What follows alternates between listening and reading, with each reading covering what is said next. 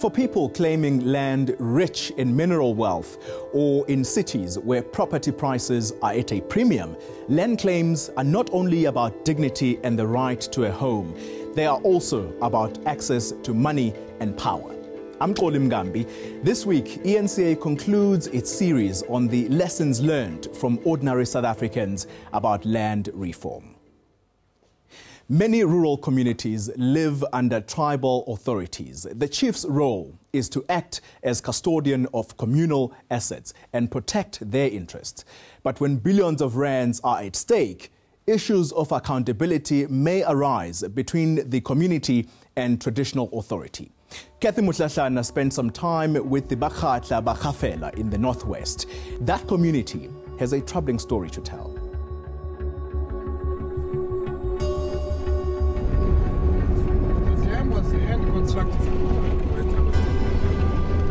Can you see there are more crowds here?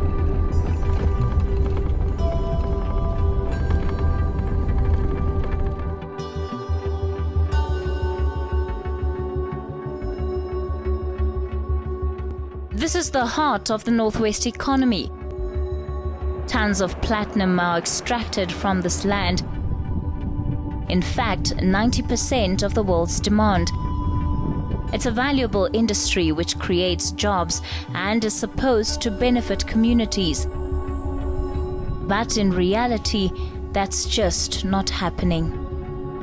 They may have platinum in their backyards, but many of the residents here still live in abject poverty.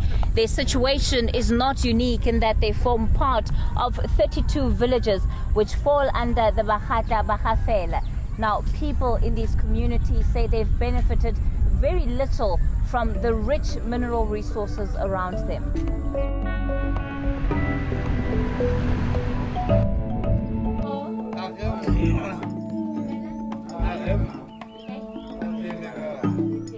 Our journey begins with a group of elders from the village Motlabe, and they're not happy.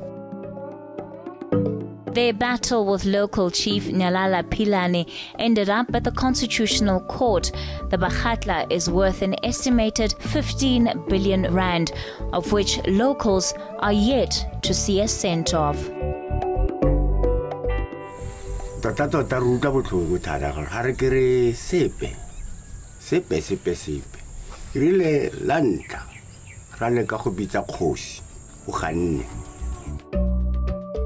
The chief prevented them from meeting other community members in an attempt to stop them from breaking away from the tribe.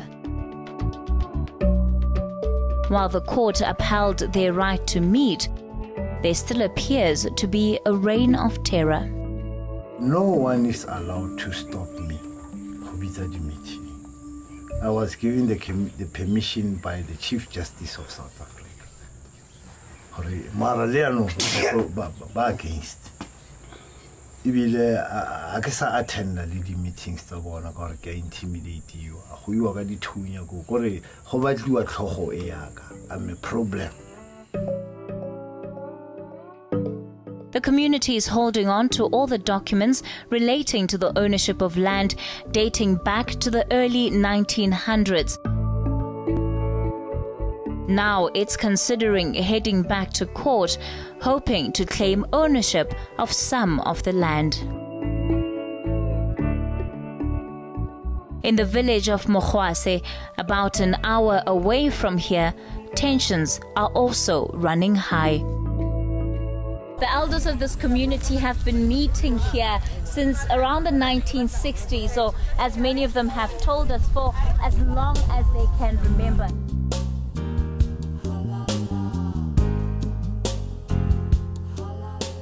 And today they've convened a special lekgotla to tell us part of their story. Their main grievance relates to the 6-year-old Pilanesberg platinum mine. We started to question this issue of mining relating to the tribal lands.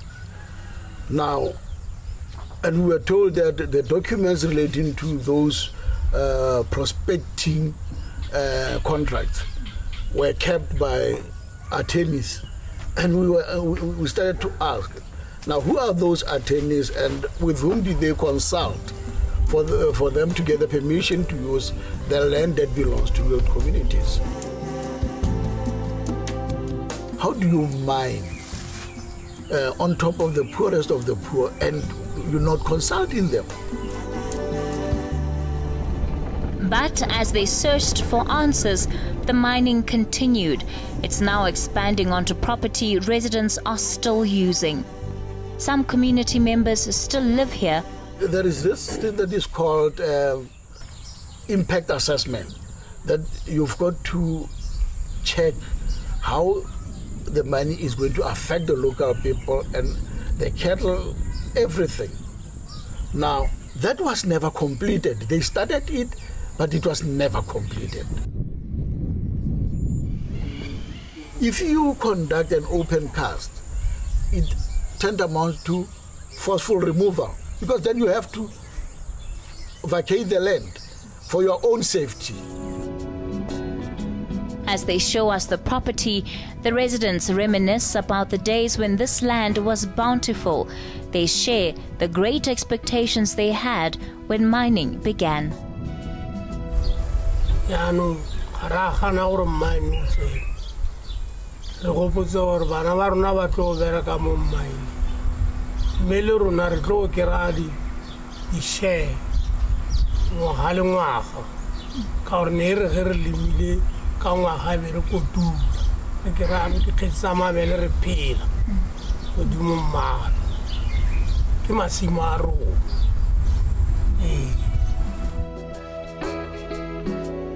You cannot walk into my house and start to make me a servant inside my house. That's the problem.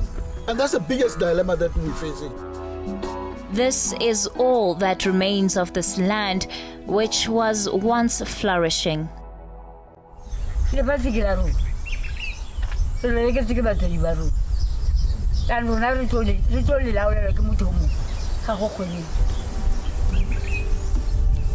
Although the residents have tried to raise their concerns in court and with government, their cries have fallen on deaf ears. They've also given up on trying to get the chief's attention. He's apparently avoided them for the past 6 years.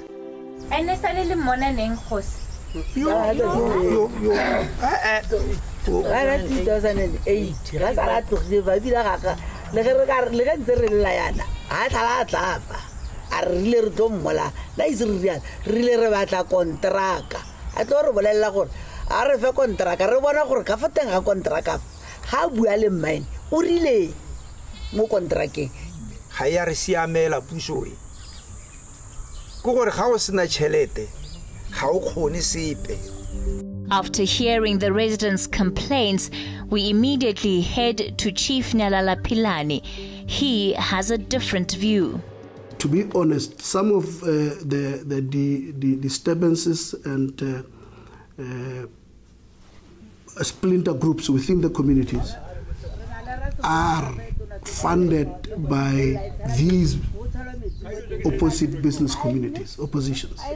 They want to come in and move others because they see the vulnerability of the communities. And I think it's something that is really heartbreaking.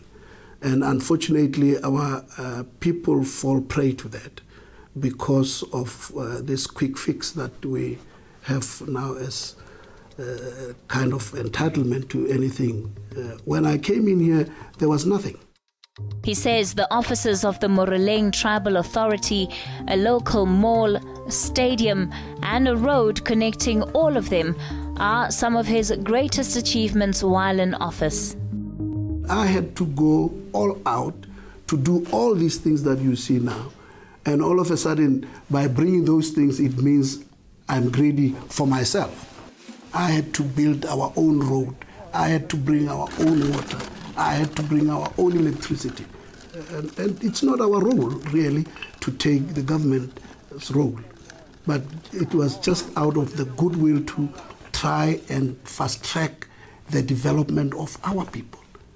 Do you personally consult with the community? It does not have to be me. It's a leadership. I'm not a leadership. I'm a leader of the people, but there are people who are assisting in doing that, because otherwise, if it has to be me, then things are going to stuck. Other things are going to stuck. So yes, I do personally, but it does not have to be me only, because I'm not the only leader.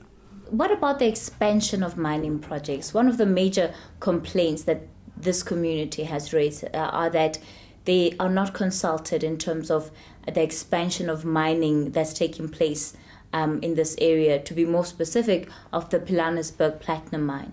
There has been a thorough consultation, and the reports are there. The resolutions were taken as exactly how I tell you. But unfortunately, with our people, when things start to be brighter, everybody wants to come and disrupt and be part of it, even if he is not really in the leadership.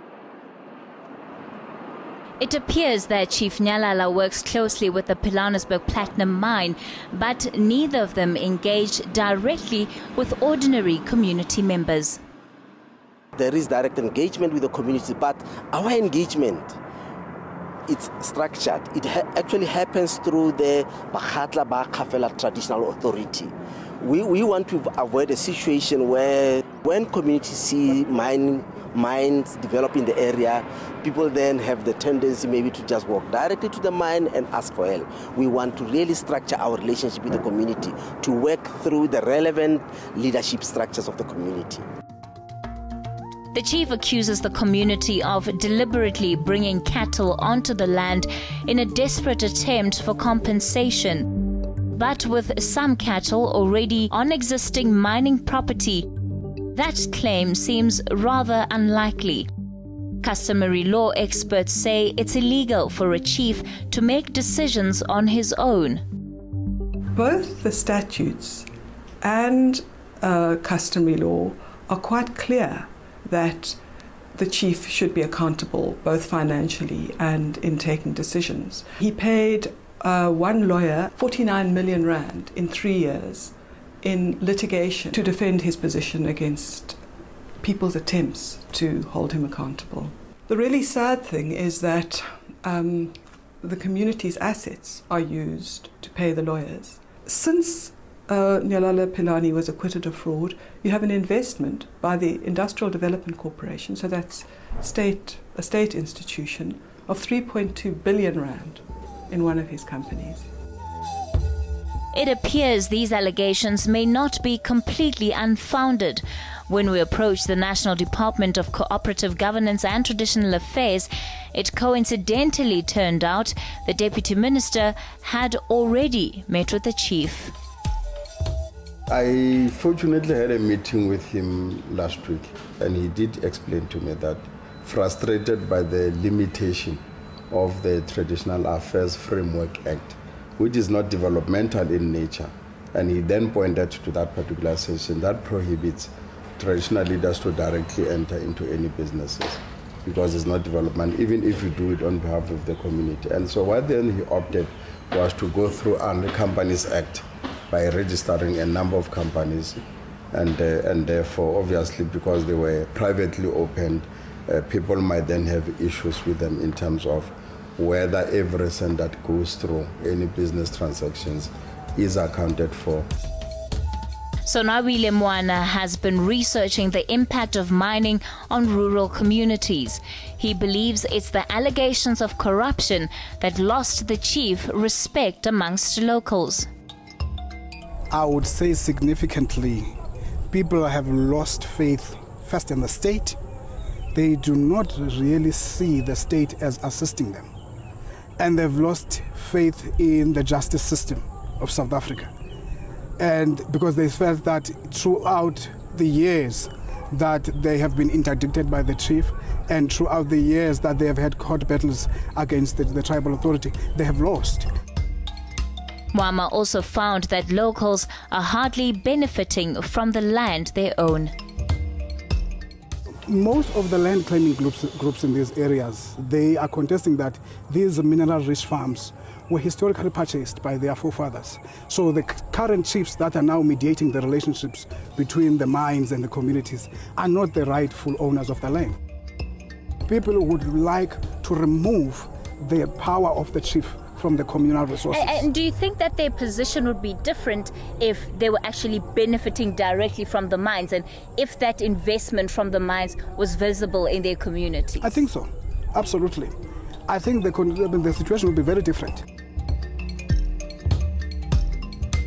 The Northwest Premier believes resolving the issues must begin at a national level. The problem is firstly from the department, the national department itself.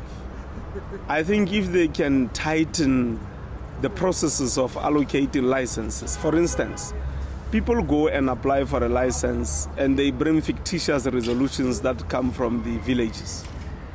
The department doesn't on its own establish independent processes that seek to confirm that the processes were legit and that the communities are happy. The Premier insists that unlike his predecessors who turned a blind eye to the complaints of the village, he is on the side of the community. He says his department will go to the Bakgatla villages and follow up on their concerns. And while we wait to see if he'll deliver on that promise, the national government has admitted that the Traditional Council is the only structure available to the community. But even there, the chiefs approve the agendas. This leaves residents with very few options. Basically, what they need are really experienced lawyers that can lift the issue out of what's going on in the province and get the bright light of the Constitution shone on the way that customary law is interpreted in the Northwest High Court. As we are crying, platinum is being extracted. And by the time somebody hears what we are saying, that piece of land will be gone. Kathy Motlatlana, Northwest.